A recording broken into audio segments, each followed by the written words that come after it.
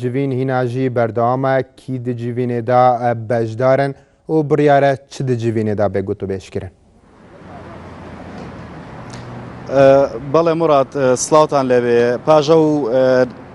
ئەوەی کە لە چەند ڕۆژی ڕابردوو لە شارەکانی هەرێمی کوردستان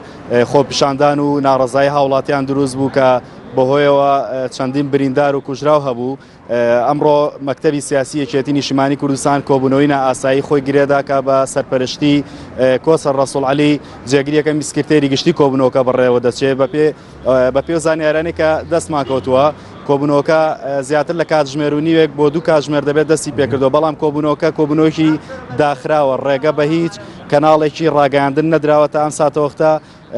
بچێتە ناو هۆڵی کۆبوونەوەکە و زانیاری لەسەر کۆبوونەوەکە وەربگرێت تەنها بۆ کەناڵە ڕاگەاندنەکانی یەکێتی نیشتیمانی کوردستان خۆیانە.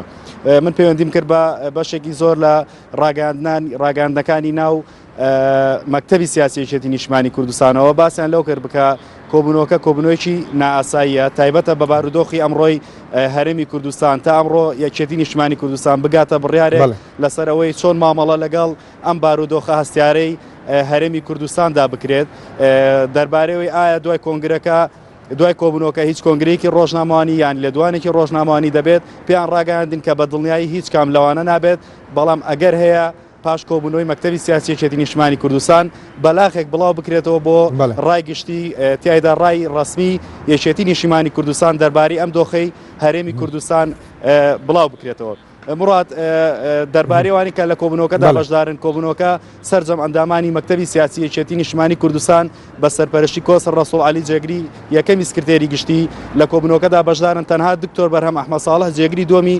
سکرتێری گشتی یەکێتی نەبێت. پرسیاری ئەوەش ماگر کە ئایا بۆچی دکتۆر بەرهەم بەشدار نییە، پێیان ڕاگەاندین کە دکتۆر بەرهەم لە دەرەوەی وڵاتە بۆیە لە کۆبوونەوەکەدا بەشدار نییە، گەرنا هەموو ئەندامانی مەکتەبی سیاسی لە کۆبوونەوەکەدا بەشدارن. پێشتریش هەر ئەمڕۆ مەکتەبی سیاسی بزوتنەوەی ئیسلامیش دەربارەی هەمان پرس ئەوانیش کۆبوونەوەیان کرد کە دیارە سەرجەم لایەنەکان دەیانەوێت لەم چەند ڕۆژەدا ڕای ڕسمی خۆیان بڵاو بکەنەوە تا چۆن مامەڵە بکرێت لەگەڵ ئەو بارودۆخە هەستیاری کە ئەمڕۆ هەرێمی کوردستان پیایدا تێپەڕ دەبێت.